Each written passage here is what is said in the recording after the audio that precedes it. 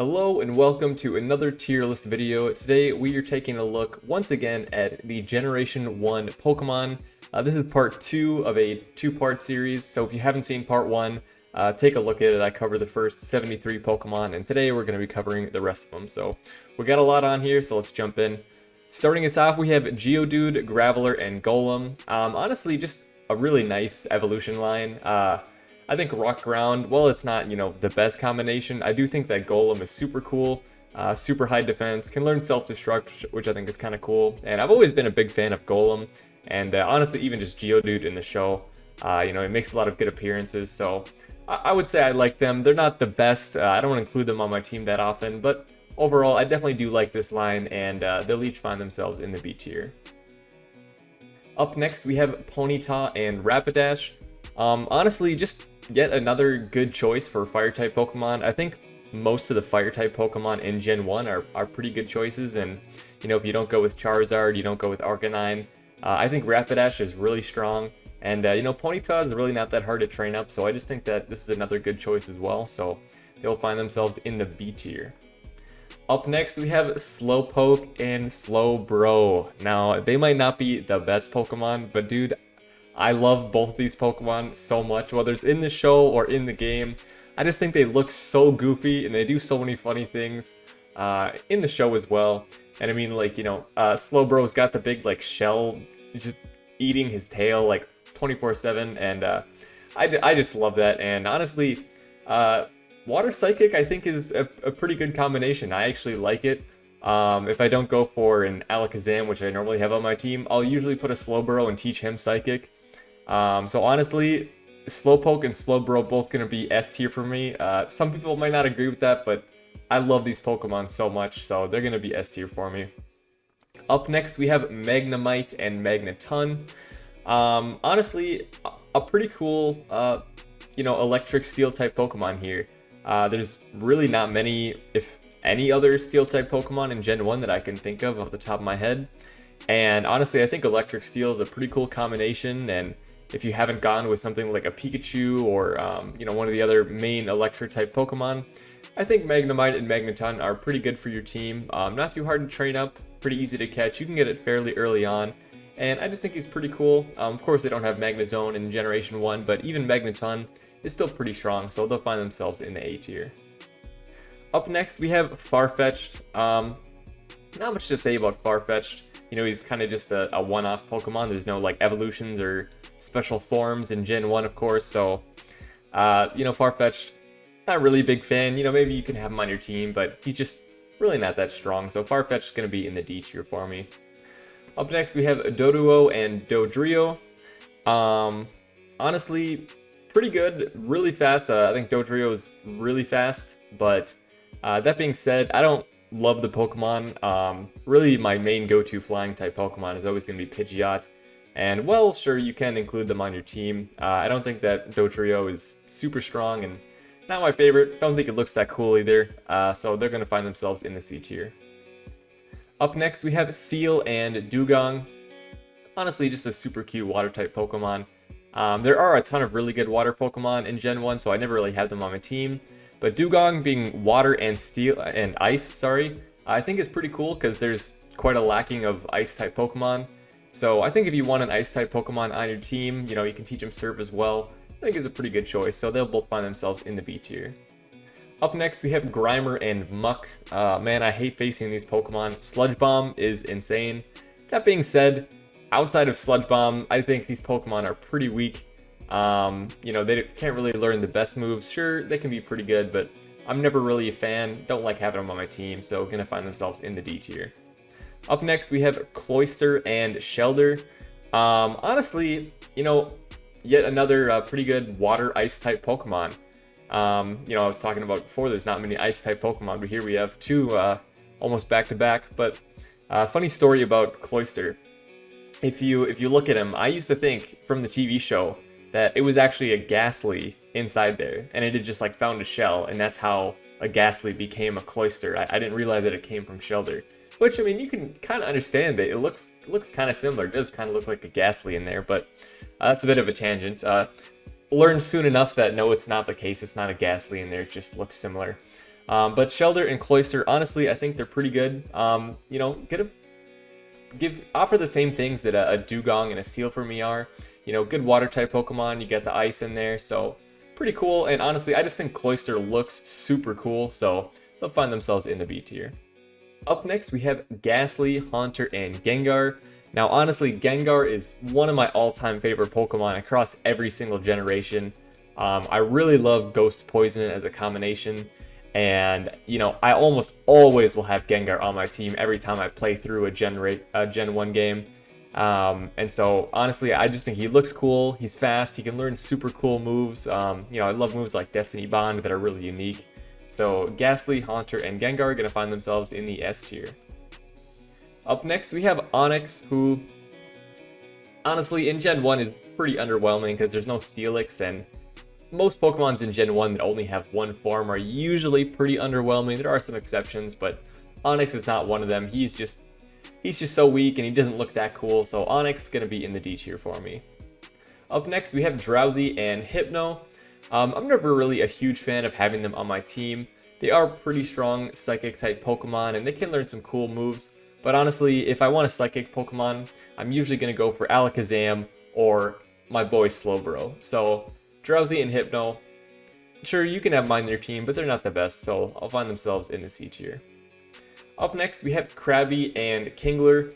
Honestly, Krabby, shout out to Krabby from the Pokemon TV show. You know, he's got a lot of good appearances. Kingler, not quite as many, but honestly, I don't think these Pokemon are that strong. I never really have them on my team because they're kind of underwhelming. But Krabby, you know, he's pretty funny in the show, so that'll be enough to put them in the C tier. Up next, we have Voltorb and Electrode. Honestly, I'm pretty sure Electrode is like one of the fastest Pokemon in this game. You can correct me if I'm wrong on that. But a pretty strong Electro-type Pokemon can learn Self-Destruct, which is always fun to use. That being said, visually, I think they're one of the least interesting Pokemon in the game. Like, they're basically... I used to think that they were literally a Pokeball, but no, they're not a Pokeball. They're just a sphere. And honestly, they're pretty underwhelming. I don't think they look that cool. They can be strong, but I'm not a fan of them, so they'll find themselves in the D tier. Up next, we have Execute and Executor. Honestly, another pretty cool Psychic Grass-type Pokemon. This one, usually, if I don't go for a Venusaur or some other Grass-type Pokemon, I'll usually go for Executor on my team. I think he's pretty cool. You can also teach him Psychic moves, so if I don't have another Psychic Pokemon on my team, you can teach him Psychic, and it's pretty strong. So I would say these Pokemon are going to be in the A tier for me. Up next, we have Cubone and Marowak. Honestly, a little bit creepy if you know the lore behind them, but I'm not really a huge fan of putting them on my team. They can be pretty strong, and you know, I think the typing is reasonably interesting. That being said, I don't think they're that cool. Cubone, though, in the show, man, he is so cute and so funny. So just pretty much just because of the appearances in the show, Cubone will find himself in the C tier. Probably would be lower, but Cubone in the show, man, he's fun. Up next, we have Hitmonlee and then Hitmonchan. Hitmonlee, I think, looks cooler. I don't know what it is. I mean, he doesn't really have a head, but I just think, you know, his like kickboxing stuff is just so cool. And I will say I like having him on my team. If I'm looking for a fighting type Pokemon and I don't go for Machamp, which I go for very often, I'll usually go for Hitmonlee. And so definitely like him. He'll be in the A tier. Hitmonchan I like as well, but I'm just not quite as big of a fan. But still like him, so he'll find himself in the B tier. He can learn a lot of, you know, cool different punches.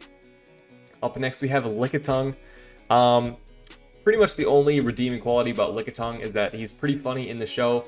In-game, he's pretty useless because he doesn't have an evolution. And I don't know, maybe there's a place where he could fit in on your team, but I've never really found one. So Lickitung, great in the show, bad in games, and that'll average him out to be the C tier. Up next, we have Coughing and Wheezing. You know, makes me think of Team Rocket, honestly. And, you know, they're kind of like Grimer and Muck for me. Pretty annoying to face, you know, if Wheezing knows Sludge Bomb. That being said, outside of that, not the best, and I'm not really a fan of having them on my team, so they'll find themselves in the D tier. Up next, we have Rhydon and Rhyhorn. Honestly, I love these Pokemon. I would have them on my team a lot more often if I didn't have to wait so far into the game to actually be able to catch them. That being said, I still think they're really cool looking. Sure, this game doesn't have Rhyperior, but personally, I actually think Rhyhorn looks cooler than Rhyperior. Really love both these Pokemon, so they'll find themselves in the S tier. Probably my favorite ground type Pokemon in Gen 1, so they'll find themselves up there. Up next, we have a Chansey. While there is no Blissey in Gen 1, I do think that Chansey is a pretty good Pokemon. Of course, you know, not being able to evolve, it's not going to get quite as strong, but Chansey definitely still has some pretty good movesets, and honestly, I think can fit into a lot of teams as a normal type. I don't really have her on my team that often, but, you know, she's got an egg in her pouch. I'm a huge fan of eggs. If you see my breakfast tier list, I love eggs. So Chansey, you got eggs. Gonna be in the A tier. Up next, we have Tangela. Honestly, kind of a creepy looking, spaghetti looking Pokemon. He's not super strong in Gen 1 because he doesn't have any evolved forms, so I don't really know how you would include him into your team. I never really have personally, but I think he looks kind of cool, and you know, he has some interesting appearances in the TV show, so that'll be enough to put himself in the C tier. Up next, we have Kangaskhan. I think Kangaskhan is a really cool Pokemon. That being said, I almost never have him on my team because I'm never able to find him.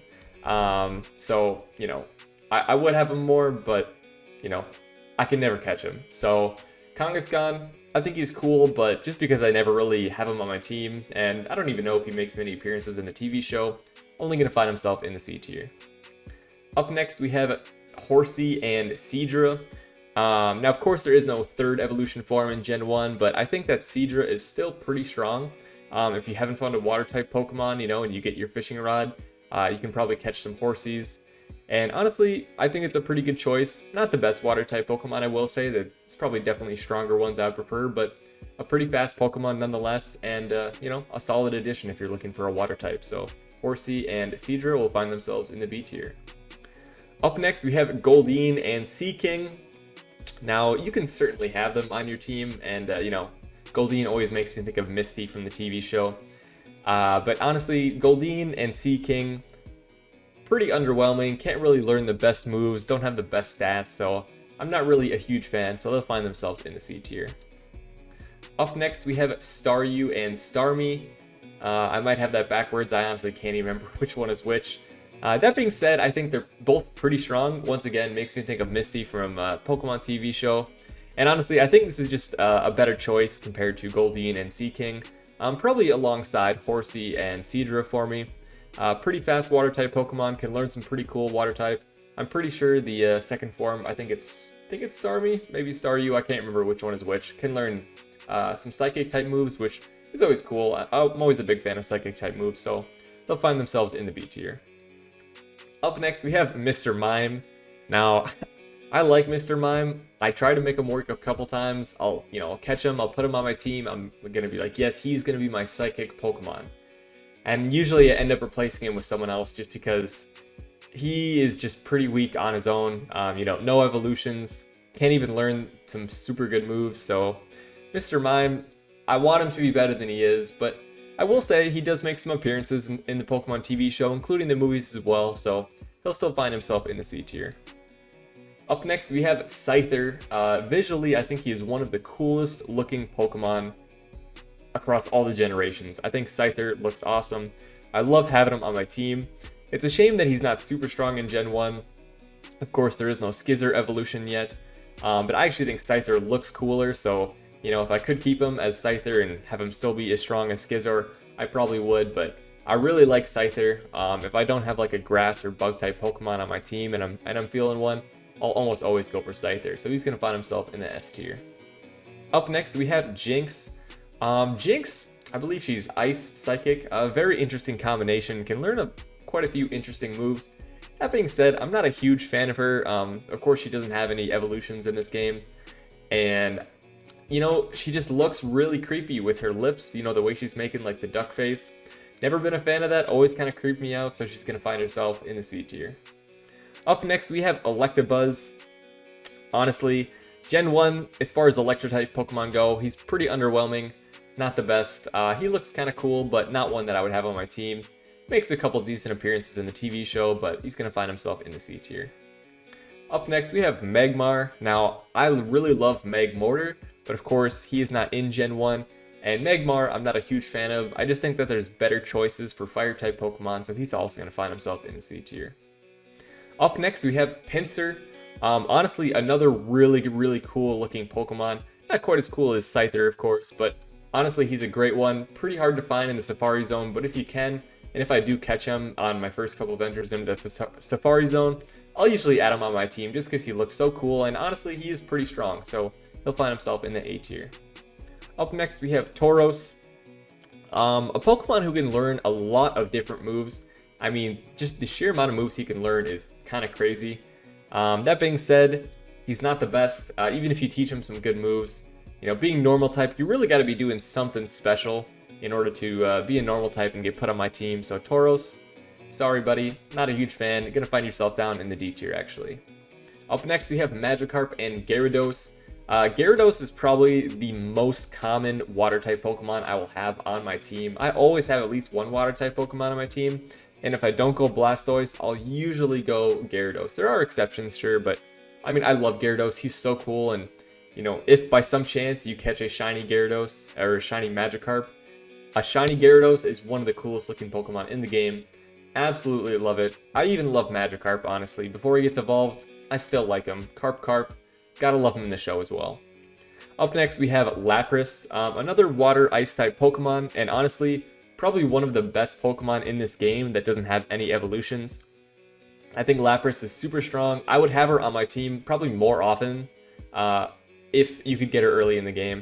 But Lapras, it just takes so long in order to actually catch a Lapras, and at that point, I usually have a strong water type Pokemon, which I kind of feel attached to. So I love Lapras, but just don't get to use her quite as often as I'd like, so she'll find herself in the A tier. Up next, we have Ditto, who I think is a super interesting Pokemon. That being said, never really fit her onto my team because, you know, copying someone else's Pokemon doesn't really fit in well with the team. So Ditto, you know, pretty interesting, kind of cool, does have some good appearances in the shows and the movies. So that'll be enough to put her in the C tier. Up next, we have Eevee. Now, I'm actually going to rate each of these evolutions separately.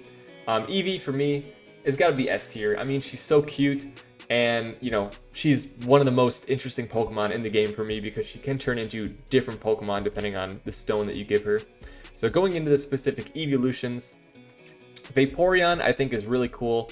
I think he's a pretty solid water-type Pokemon, but there's just so many other water-type Pokemon as well that I don't often pick him. That being said, I still think he's really cool, looks cool, feels cool, and he's pretty strong, so he'll find himself in the A tier. Up next, we have Jolteon, who is probably my favorite Electro-type Pokemon in Gen 1. He's super quick, can learn some great Electro-type moves, and honestly, just looks cool as well. So Jolteon gonna find himself in the S tier. Last but not least, we have Flareon, who honestly isn't the best. I still like him, he's still good, but I almost never put him on my team just because I feel like he doesn't look as cool and he's not quite as strong as some of the other fire-type Pokemon. So Flareon gonna find himself in the B tier. Up next, we have Porygon, who is a pretty interesting Pokemon. Can learn a lot of really interesting moves.